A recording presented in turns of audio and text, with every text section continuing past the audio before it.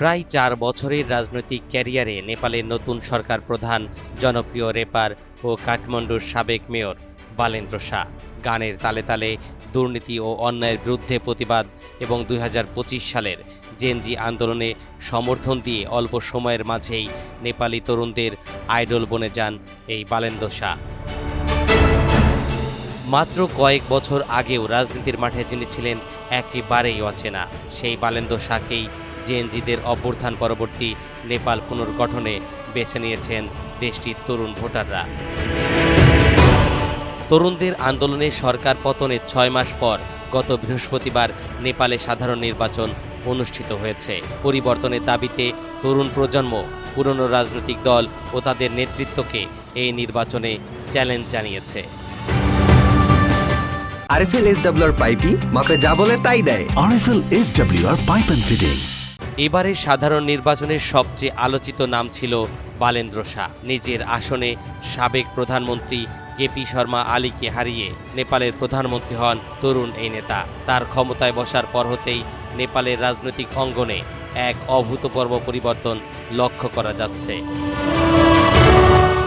দীর্ঘদিন ধরে প্রচলিত ক্ষমতা ও বিলাসিতার ধারণাকে ভেঙে চুরমার করে দিচ্ছেন দেশটিতে নতুন করে উঠে আসা এক তরুণ নেতা। মাত্র ৩৫ বছর বয়সী প্রধানমন্ত্রী বালেন্দ্র শাহের নেতৃত্বে নেপাল এখন এক ভিন্ন রাজনৈতিক পথে হাঁটছে। তার সাহসী ও জনবান্ধব সিদ্ধান্তগুলো পুরো দক্ষিণ এশিয়ার জন্য এক নতুন রাজনৈতিক মডেল হয়ে উঠতে পারে বলে মনে করছেন রাজনৈতিক বিশ্লেষকরা।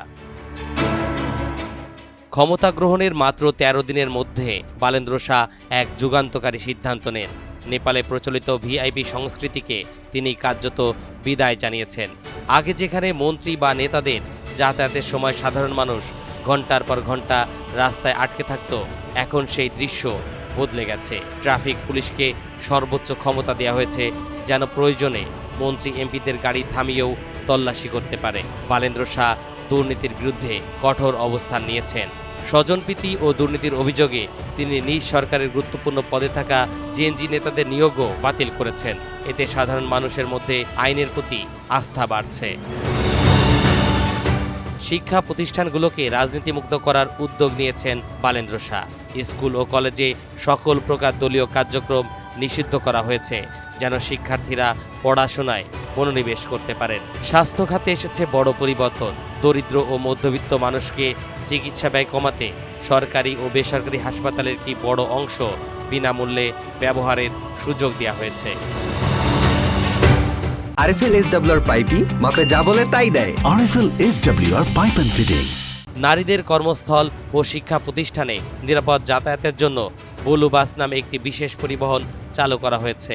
এই বাসগুলোতে নারীরা বিনামূল্যে ভ্রমণ করতে পারছেন, যা নেপালিদের মধ্যে ইতিবাচক সাড়া ফেলেছে। কাজের গতি বাড়াতে এবং আমলাতান্ত্রিক জটিলতা কমাতে মন্ত্রণালয়ের সংখ্যা কমিয়ে আনা হয়েছে।